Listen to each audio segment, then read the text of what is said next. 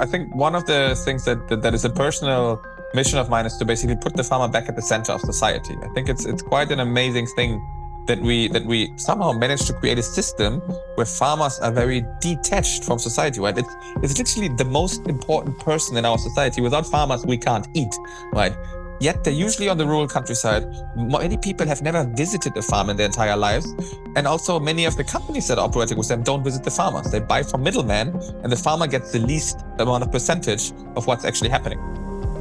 When you think about where our food comes from, it makes sense to start on the farm and with the people who farm the land. It's not sexy to be a farmer, which basically means young people don't want to go into farming. Like no one, I don't know how it was for you, but again, I grew up on the countryside. No one in my high school year wanted to become a farmer.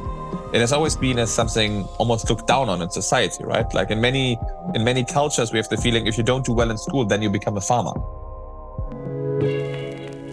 Welcome to the Circular Economy Show podcast. I'm Pippa Shawley, and in this new 5-part series, we're looking at how we can produce our food in a way that helps nature to thrive. In the last episode, we learned about the damaging effects our industrialised food system has on climate and biodiversity, and how a circular economy for food involves produce that is diverse, low impact and upcycled, all produced in a regenerative system. In today's episode, we'll dig into that last part, regenerative production, and meet some of the people exploring how we can grow our food in a way that is not only delicious and nutritious, but good for nature, farmers and business too. We just heard from Philippe Birker, co-founder of Climate Farmers, an organisation working to scale regenerative farming systems in Europe by working with the people who grow our food. His organisation believes that raising the status of farmers within society is the first step towards scaling nature-positive farming. So what is regenerative agriculture?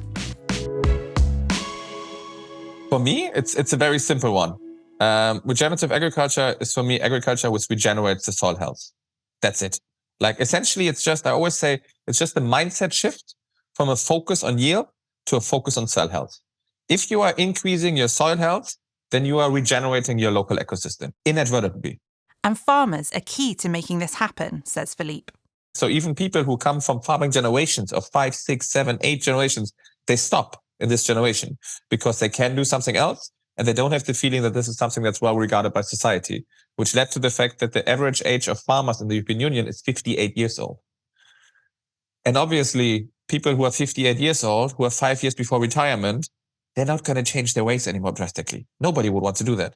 So the first big issue that we saw is we need to make it attractive again to be a farmer. And we need to give farmers the respect that they should get from society if they are farmers in general, and especially if they're regenerative farmers who are next to providing nutritious food, also regenerating our ecosystem. So why do we need farmers to adopt practices with regenerative outcomes? Philippe explains what happens when those are put in place. So the very interesting thing is that plants are obviously embedded into the ecosystem in which they're existing, right? So plants are taking the nutrients on the one hand from the sun and from the rain, but mostly also from the soil. And what happens in a natural ecosystem is that you have a lot of biodiversity going on. You have a lot of different plants above the soil, and then below the soil, you have an amazing abundance of life. And you have, I always call it like a Turkish bazaar.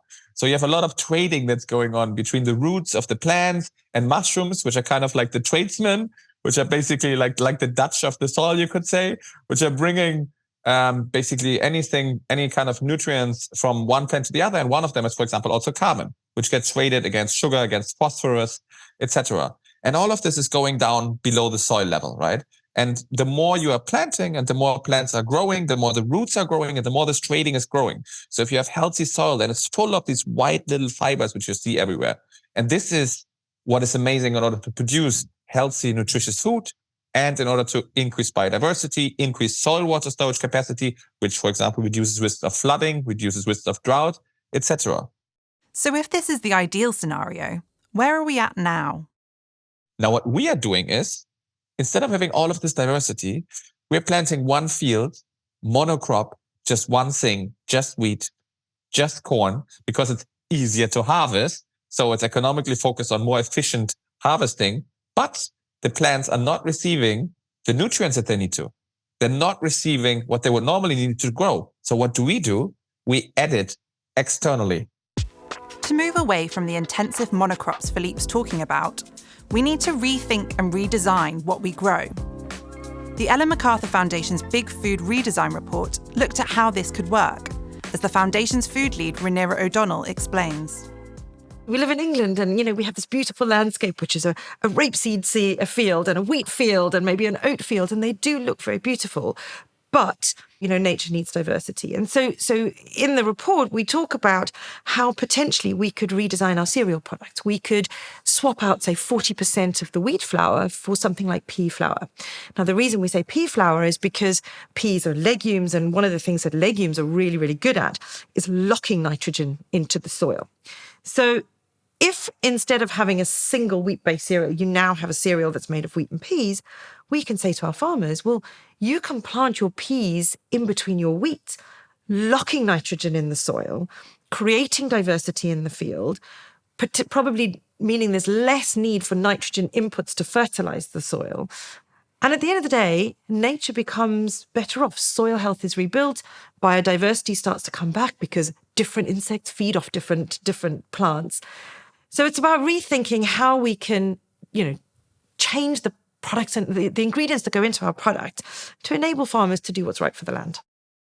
To combat the harmful effects of intensive agriculture, this regenerative method needs to happen on a large scale. But is that even possible? Back to Philippe. So a lot of the farmers that we are working with are in the hundreds of hectares. And I actually believe that especially at very large-scale farms, you almost need to run it regeneratively, especially if we're talking about animal management, for example, right? Like in nature, animals are an essential part of any ecosystem. So some of the farmers that we have in Portugal, like we have a farm which is, for example, 1,400 hectares. And essentially the best way to manage the farm is to once make a holistic grazing plan. So to see how the animals could move in the best way possible in nature. And then they essentially, you take a look at in nature, like we have the situation that cows, for example, which have a very negative view right now in society, right? As a climate killer. They are ruminants. So they have a stomach which is perfectly designed to eat grass in a similar way to koalas with eucalyptus or panda bears with bamboo. And what we're doing is we're putting them in stables and we're feeding them corn and soy and things that they shouldn't eat. And then they get sick and we put them antibiotics and then we eat the meat and we wonder that we get sick. Or we have a large scale farm. Ideally, you have a grazing, you can integrate trees in there. You could have an agroforestry system in there where trees provide shade, for example, in Southern Europe for the cows. The cows are grazing under them. They're eating the grass off. Due to that, the grass kicks into a perfect symbiosis. It basically regrows stronger after the cow has left, and it stores massive amounts of carbon in the soil, more than trees do. The cows, however, need to be there as they are in nature as a grazing herd for one day, and then they move on. This system is a win-win for farmers, Philippe believes. So what you do, how you manage a large-scale farm is, how many of our farmers doing this, like this farm, for example, is they are essentially grazing the animals one day, and then they move them the next day. And it's actually very little effort, because once you set up the fencing, you just open one gutter, and the cows run through on the next field, because they know there's fresh grass on the other side. So they love to go over there. So you don't even have an effort with it. And in that way, you can design the plan in the beginning of the year, which is what we're doing with the farmers. You create this grazing plan, you follow the grazing plan, and then you have your grass regrown and regenerated every 3 to 6 months, much lusher than before. Again, it stores water in the soil. You conserve your water a lot better in dry areas in southern Portugal. The cows have very nutritious, very delicious meat, which also has much higher nutrient density. There are already some studies out there showing this already. And they have a much happier life because they're living as they should be living in nature. So it's essentially a win-win-win situation. One of the other benefits of regenerative farming practices is that it attracts ambitious young people who are keen to re-establish the links between farmers, society and nature that Philippe believes have been lost. I went to visit Nunwell Home Farm, close to our office here on the Isle of Wight, an island just off England's south coast, to meet Holly Fallick.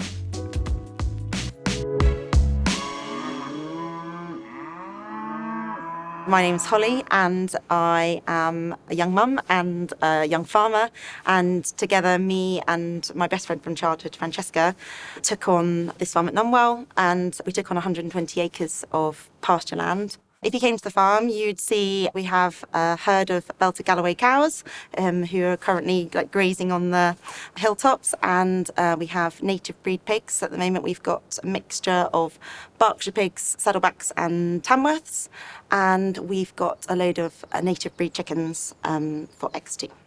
So these guys are belted Galloways, which are a native breed to Scotland, and we chose these guys because they are basically one of the hardiest cows you can get. So these guys can live out in anything, and we wanted cows that were super hardy, good mothers, that we didn't have to really assist with anything about them. They can just live outside, they sort themselves out, they can live off pretty much nothing. First-time farmers Holly and Francesca wanted to create a business that produced food in harmony with nature. So sort of our outlook when we first took on the farm was to farm totally alongside nature. So our sort of vision for the estate was nature first, and then we sort of built our farming model around what would work to enhance sort of soil health and biodiversity in this landscape. So this piece that we've taken on was sort of conventionally managed for the last 50, 60 years. And so we felt really strongly that we wanted to totally do a sort of full stop on pesticides and herbicide use and just go straight to managing the farm sort of holistically, and sort of really built our model around sort of a nature first approach. Some of the sort of key things that are different is that we don't sort of have a blanket rule on chemical fertilisers, herbicides and pesticides, which is quite unusual actually, even in sort of permanent pasture land. A lot of people are still using herbicides and fungicides and things, and also we are, one of our real sort of key things that we're trying to do is build up species that we've got here. So in our pastures, we're not just thinking about fodder as energy for the cows, we're thinking about it as sort of more of a holistic system. So having a wide variety of plants and flora and fauna is beneficial for wildlife and for animals. So I'd say those are two of the most key aspects that we focus on. We heard a lot in the last episode about the need to redesign our food system. But where does design come in on the farm? Before we came to doing livestock farming, we were running a small no-dig market garden, sort of like an organic vegetable production. And we really enjoyed that, but it's quite small scale. Growing vegetables at scale is a really intensive way of using land. And the piece of land that we took on was pasture. And so there wasn't any availability to turn it into anything other than meat, really. So I think that was sort of our primary reason, was looking at the place that we are, looking at the land that we've taken on, and then building a business model to suit that. Yeah, so design is something that's sort of been sort of evolving on the farm over the last year. Although we've had a design in mind, we've been really observing where we are and the different landscape that we've been farming in, and how our animals react to that landscape, and what sort of things that we've seen that we didn't expect to see. And so our design has been evolving definitely over the last year. As Holly explains, not all land is suitable for growing crops. In fact, around 60% of grassland used for agriculture is marginal land unsuitable because of the topography, soil type and climate conditions. Grazing livestock in a balanced way can provide valuable ecosystem services, such as carbon sequestration within soils, and can also maximise habitats to support biodiversity. Back to Holly to talk us through how the landscape informs their design on the farm. So in the next few weeks, that's what we need to do, is basically design our grazing for this year. So we will sit down with a cup of tea and a piece of cake, and we will lay out all the maps of the farm and work out exactly where we're going to graze our animals, when, where we're going to cut hay, where we're going to leave, where we might plant trees. We need to make a design for the whole year and sort of have an idea for a plan. So this piece of downland will now leave. We might graze it once in midsummer, but then we'll leave it again because we want to keep this for winter, for example, because this is high up and it's not so muddy up here. It's got a lot of chalk in the ground.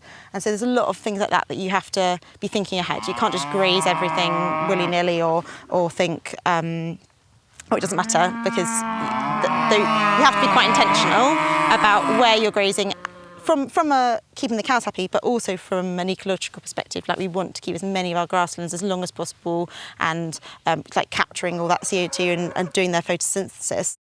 Farming livestock, particularly cattle, is often criticised for the methane it produces.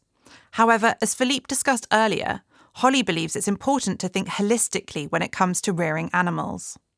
So in terms of manure, I think manure, when your cows are managed properly and on permanent grasslands, manure is actually really important to keeping the health of that soil. So like manure is criticised, but actually from what we understand and actually from what government will pay you to do, they want these native breed animals on this pasture land because that is actually the best way of keeping these soils healthy, keeping this in the right sort of way. So like different pastures around the estate will need different things. So like this chalk downland, you want graze really, really hard because you want that for all the different species that might come up in a chalky place, but somewhere else you might want longer grass. And in all those aspects, you're going to want manure. So manure is just cycling of nutrients, cycling of carbon, round and round in a circle. And actually our manure, where we don't use any artificial wormers or antibiotics or anything like that, our manure goes onto the ground and gets used up by soil organisms, dung beetles, worms, all of that sort of thing really, really quickly because it's full of life and it's not like a sterile cow pat that just sits there. So we're not worried about poos at all. And what about those cow burps that we're often warned about? In terms of cows farting and burping, obviously that's sort of criticised a lot at the moment for producing a lot of methane, which they do. But methane's another thing where when you take it in isolation of a cow, burps out all this methane and it's terrible for the planet. Actually, that methane is really short-lived. I know it's quite potent, but it's really short-lived. It's only like in the atmosphere for 12 years. And actually, cows can recycle that methane once it's gone into the atmosphere and it's turned into CO2. Cows then, when managed properly on grasslands, reabsorb that CO2 into that pasture. And so it's sort of a circular system. I think that's the problem with taking one thing in isolation and saying, oh, it's a bad thing. You're not looking at it as a holistic context. You're not looking at where does sort of the circular aspect of that come in. And that's really key. When you're looking at anything, you can't just take one aspect out and expect it to make sense. While farmers like Holly and Francesca at Nunwell are already on their journey of nature-positive farming, Philippe says it's vital to support and empower those farmers who are still stuck in the industrialised system. Farmers know their land. They want to do good for the soil. They want to take care of their land. They want to see their land thriving. They want to see the animals thriving. They love their land. And they are just stuck in a system which forces them to focus on yield. And in order to get the yield that they need to make the farm survivable, they need to use the pesticides. So we just have to help farmers to step out of that. We have to empower farmers. We have to pay them for ecosystem services. And then they will figure out by themselves, maybe with a little bit of guidance here and there, what works in their context. Because I trust you, I promise you, every farmer is going to observe what's going on the land. Every farmer is going to observe the cycles and has observing the cycles. And these years of 10, 20 years of knowledge of the local context, we can never replace from the outside. So I'm not a big fan of telling you should be doing this, this, and this. I'm more a big fan of saying, hey, what do you think needs to happen on your land? And what do we need to do to help you to actually take care of your land? And then farmers will be the best ones in regenerating their soils. So we've heard that by redesigning the way our food is grown, it can be produced in harmony with nature. But farmers are only at the beginning of what can often be a long supply chain to get food into our kitchens. In the next episode, we'll meet 3 brands who use diverse, low-impact and upcycled ingredients to produce food using circular design and according to the principles of a circular economy. I hope you can join us then. Thanks for listening. This episode was supported by players of People's Postcode Lottery. The Circular Economy Show podcast is published by the Ellen MacArthur Foundation and produced by Skinny Mammoth Media. Thanks to our contributors Philippe Birker and Holly Fallick.